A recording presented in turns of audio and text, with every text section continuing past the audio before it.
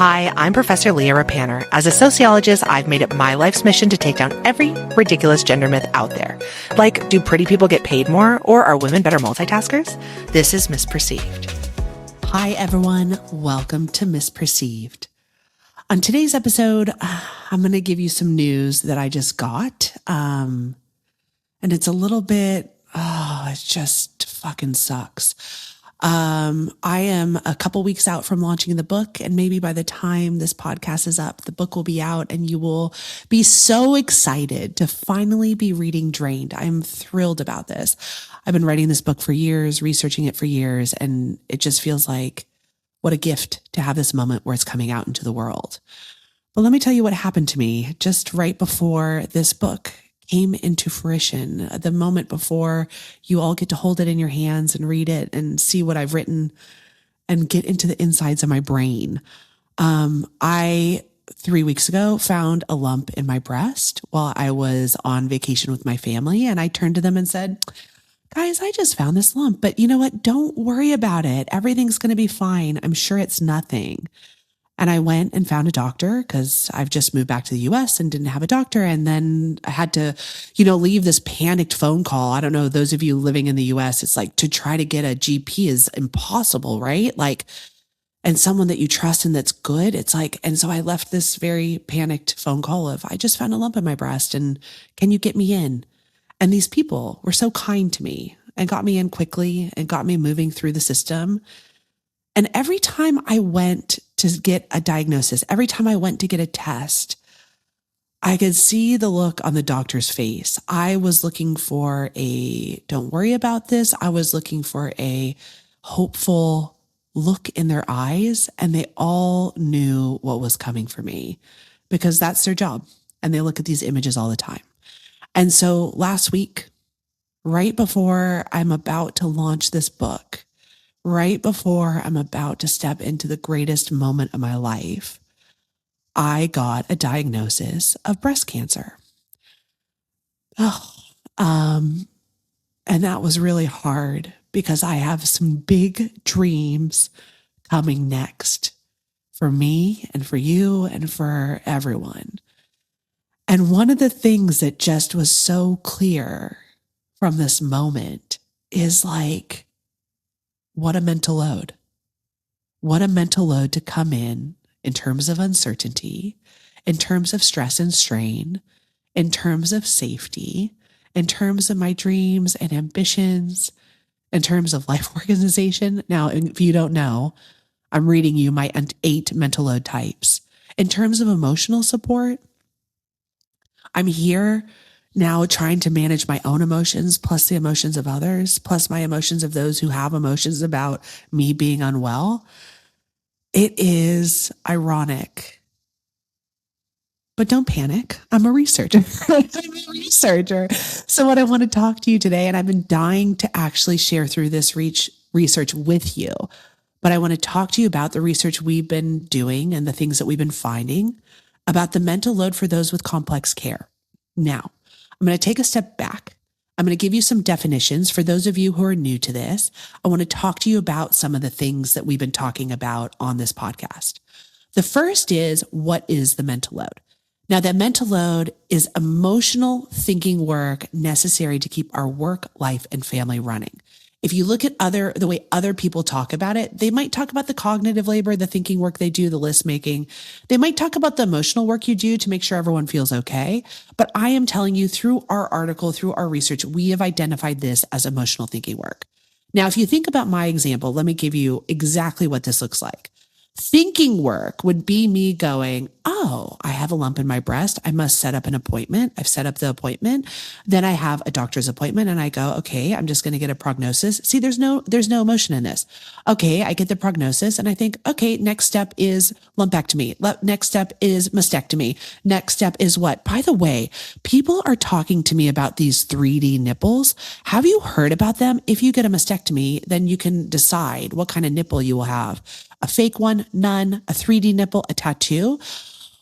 The things you learn, for those of you who are further along on this journey, if you would love to reach out and share your experiences, I would be so grateful about how you've been thinking about this, what you've done, your experiences, what What happened for you? Because I'm at the start of the journey and I don't know what I don't know. But for those of you, this is not an uncommon journey for many of us. And so if you're a little bit further along, can you let me know? I'm like desperate for information, but not just information, experiences. You can share through on my socials, email me, Instagram, LinkedIn, wherever. I'm all over the place. So if you feel comfortable, of course, let me know. But all right. So if you just do the straight thinking work, I would just be very rational about this and be thinking it through. And let me tell you something. My husband is much more rational about this than I am. He is much more, let's wait and see what the diagnosis is. And of course, I, like you, I'm like so irritated by this. On one level, it's nice to have the rational person. On another level, I am so annoyed, but so is life. Okay, so that is what the mental load is not. What the mental load is, it's emotional thinking work. It's this work of going, okay, I have a diagnosis. What does this mean for my dreams of launching this book? What does this mean for my child who's only 16 years old, right? What happens if I'm sick? What does that look like for her future? I don't want her to be burdened with this. So how do I protect her from some of the information? But then actually, how do I actually tell her things that she should know so she can be part of the support, but not responsibilize her by telling her too much so that then she feels like she needs to change her life, make different decisions for me. What about my future? What about my career? Am I derailed? What is this going to look like?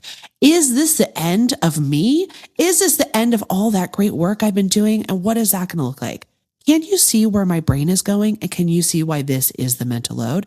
It's emotional thinking work because it's tied to the people we love the most. I've told you about the 8 different mental load types: life organization, making sure everything is moving forward. I can't do that work because I'm thinking about 8 million contingency plans. I'm thinking about unpredictability. I'm thinking about what happens next. I'm thinking about what if the next steps are worse. I'm thinking about emotional support. How do I reach out to other people, another mental load, and tell them? But then they have an emotional response. They feel feelings about this. Here's what I'm hearing from many. When was the last time you got your mammogram? To which I say 3 to 4 years. And then they go, oh, thank God I just got mine.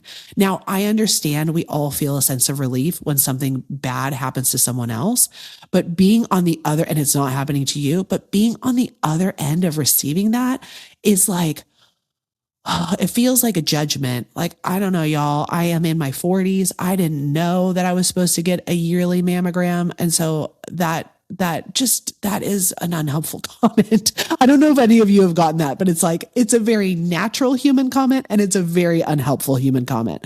But I forgive because no one is trying to be a jerk right now, right? They're just managing their own feelings. But then I have to manage their own feelings too. And my feelings about their feelings. It's a mental load. I'm thinking about dream building, what happens in my dreams. I'm thinking about individual upkeep. Like, whoa, I already was like, should I stop eating sugar? Do I need to get onto some sort of cancer diet? Can I eat a bagel?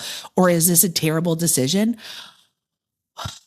It is a mental load. Now, let me tell you about the research. So we did, across our studies, have multiple people who had complex care demands.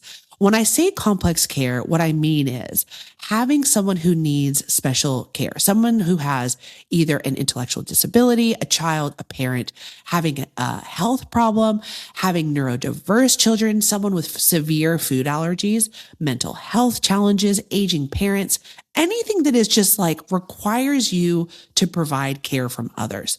So we were very interested in what was happening for this group of people, because what we heard across their interviews is they were carrying a very different mental load to those who didn't have it. Now, in this paper, we use Allison Daminger's idea of the mental load happening in this process of anticipating and remembering, strategizing, decision-making, coordinating and monitoring. And so this is the process that we hear about the mental load. And we didn't use my 8 types, right? So I'm giving you like, here's how the 8 types get activated. And I'll say to you that part of that is the process of doing this work, anticipating and remembering, strategizing next steps, making decisions, coordinating what's happening or delegating, and then monitoring it all.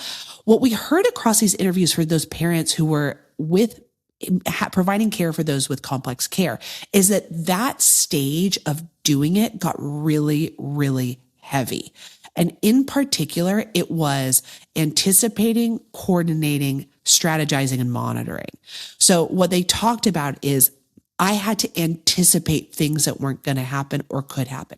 I had to anticipate whether my child with a severe food allergy was going to go to a play date, was going to go to school, was going to go somewhere else, and they might get exposed.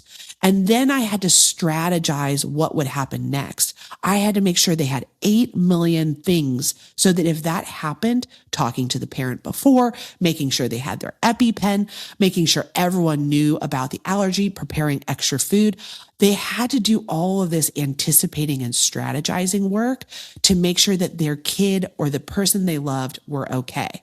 Those with neurodiverse kids talked about building out contingency plans, because they didn't know how an environment was going to impact their child. They didn't know what kind of mood would come home. They didn't know when their kid would have had enough and needed to have an alternative plan. So one mother talked about, we take multiple cars. I have to make sure that if it's overwhelming for my child, we can have a safe space. Sometimes that didn't happen, but sometimes it did.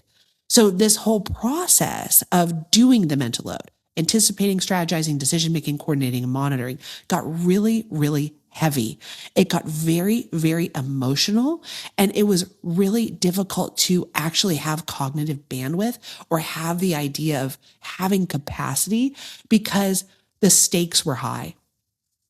The stakes were incredibly high because the consequences of getting it wrong for some were life-threatening, and for others could even be as severe as death, right? That this idea that if I don't remember, anticipate, coordinate correctly, and there is a mistake that is made, then there is a serious health consequence for my child, my parent, my loved one. Now, I'm giving you examples of children, right? I'm saying like, hey, they talked a lot about, children with severe food allergies, or they talked about children who had mental health challenges or who were neurodiverse and how this became heavier. But in addition to this, we're aging parents. So some of you may have aging parents who are on cognitive decline, or their health isn't great. And so it's not just the kids, or maybe you have a spouse who's unwell, who has cancer, or who has, cancer like me, or who has, some sort of mental health challenges. And it doesn't just have to be tied to the kids, but it's the sandwiching of care and complex care. So here's where I want you to be at right now. What I want you to think about is these types of complexities make the mental load heavier, the process heavier. I'm telling you from my experience, the way in which is activating those 8 different types, right? It's not only the process, but all of a sudden, because of the unpredictability, because of the uncertainty, that all of that other work becomes less streamlined. Life organization is harder. Dream building gets jeopardized. Individual upkeep is high stakes. But what I want to say to you too is the other piece that is so detrimental to parents' mental health is that all of a sudden now you're coordinating across multiple stakeholders. You are now coordinating with the person who requires care.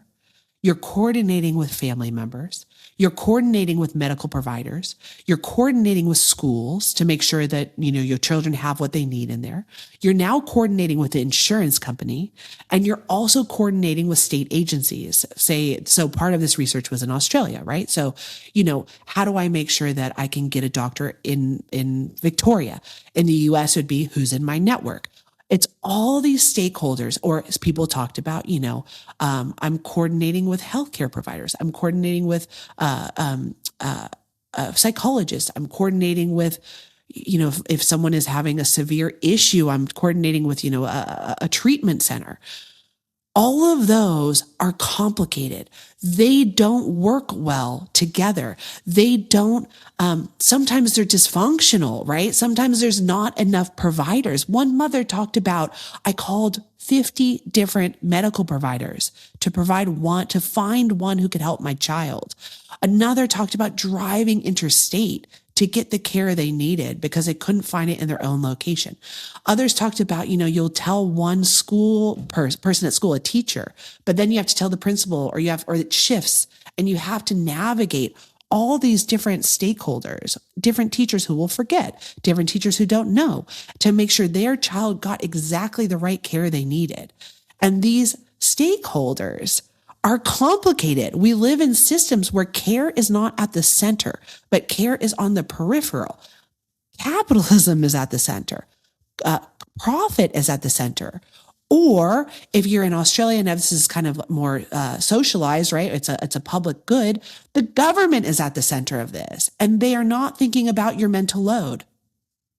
When they make their decisions, when they create their structures, when they make their plans, they're not thinking about whether this is going to contribute to the mental load of Donna, who's living in Geelong, Victoria, or Regina, who's living in Poughkeepsie, Iowa. I don't know where Poughkeepsie is, but is that in Iowa?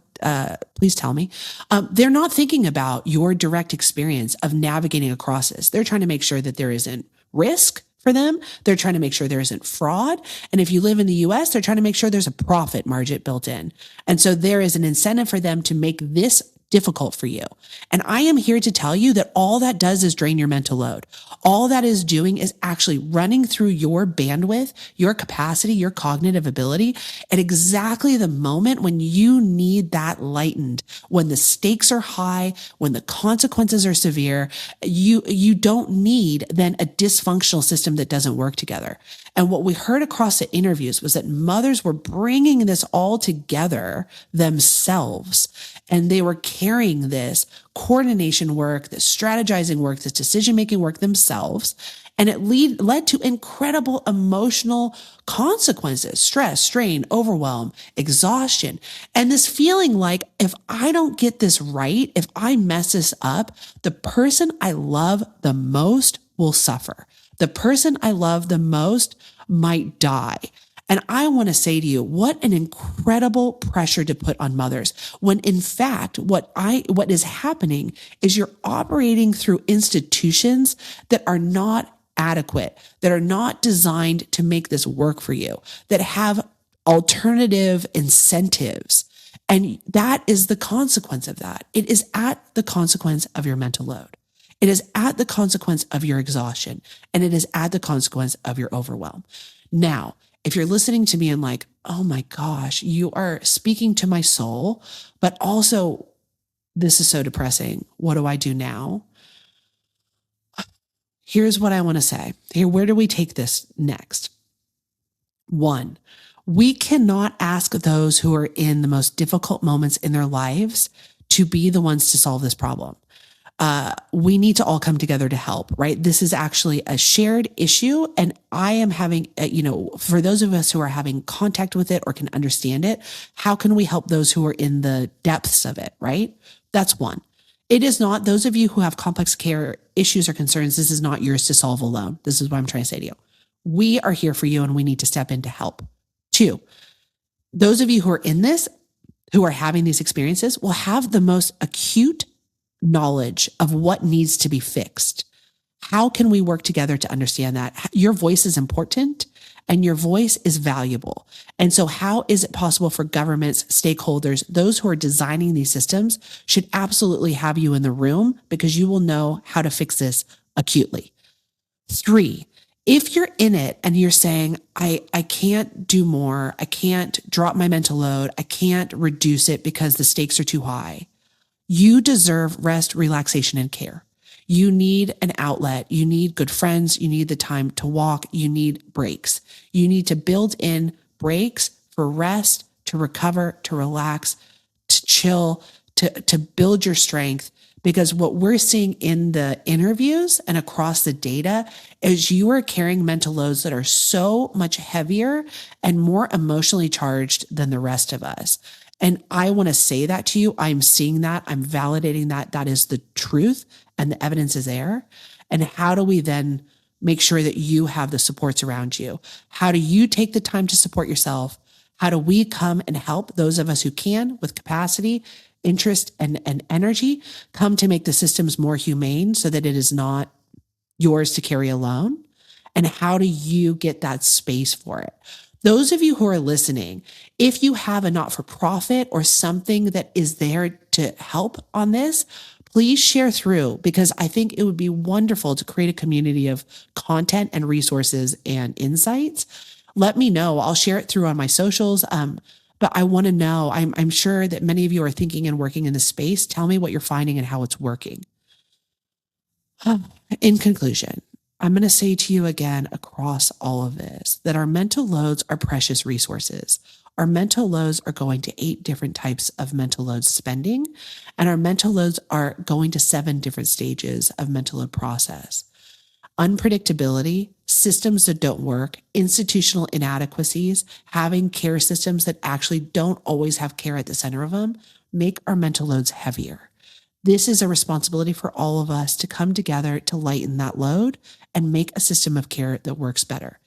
I am here for you, with you, and to stand with you to do this. Tell me how I can help.